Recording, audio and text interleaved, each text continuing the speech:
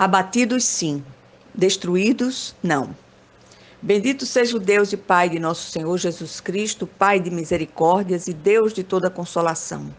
É Ele quem nos conforta em toda a nossa tribulação para podermos consolar os que estiverem em qualquer angústia, com a consolação com que nós mesmos somos contemplados por Deus.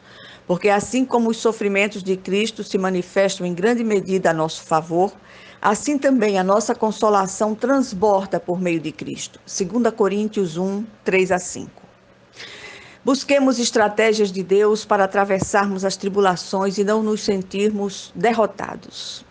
O apóstolo Paulo escreveu aos cristãos de Corinto por vários motivos, mas gostaria de destacar o propósito de consolar aqueles que se encontravam abatidos.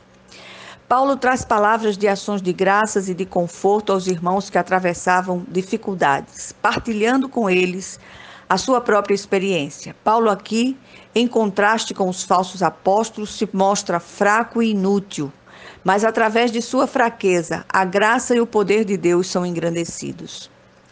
Temos a tendência de achar que os servos de Deus, muito consagrados a Ele e a sua obra, não enfrentam lutas e pressões, tanto internas quanto externas. Contudo, esse é um grande engano. Por isso, é sempre edificante e terapêutico fazermos releituras constantes de textos bíblicos que nos mostrem o contrário.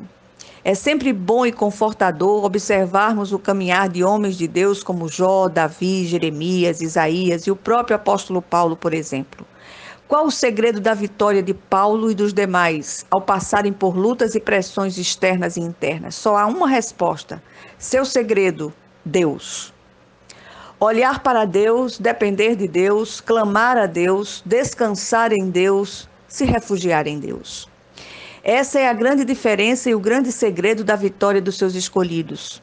Quando nos encontramos desanimados e prontos para desistir, devemos mudar o foco de nossa atenção, de nós mesmos e dos problemas para Deus. Não devemos desanimar. As lutas que enfrentamos não são só nossas.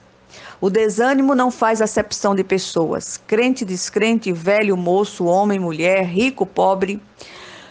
Todos nós estamos sujeitos a enfrentar momentos de desânimo. Não neguemos nossos sentimentos. Paulo não nega os seus. E Deus também não deseja que neguemos as nossas emoções. O apóstolo, no capítulo 7 desta epístola, diz: em tudo fomos atribulados, lutas por fora, temores por dentro. O Senhor deseja que sejamos absolutamente sinceros com Ele em oração. Ouvi certa vez a respeito de Charles Spurgeon, considerado um dos maiores pregadores de todos os tempos. Ele disse num sermão: passo por depressões do espírito tão assustadoras que peço a Deus que vocês jamais experimentem tais estados de infelicidade. O próprio Paulo diz no contexto lido que passou por tribulações acima de suas forças ao ponto de desesperar da própria vida, ou seja, ele sentiu o desejo de morrer. Quantas vezes já não nos sentimos assim também? Paulo era semelhante a nós. A Bíblia diz que Elias também era um homem semelhante a nós, sujeito às mesmas fraquezas. Todos nós estamos sujeitos a atravessar desertos abrasadores. De repente, o que Deus quer com essa luta é trabalhar em nós, em nosso caráter, firmar a nossa fé.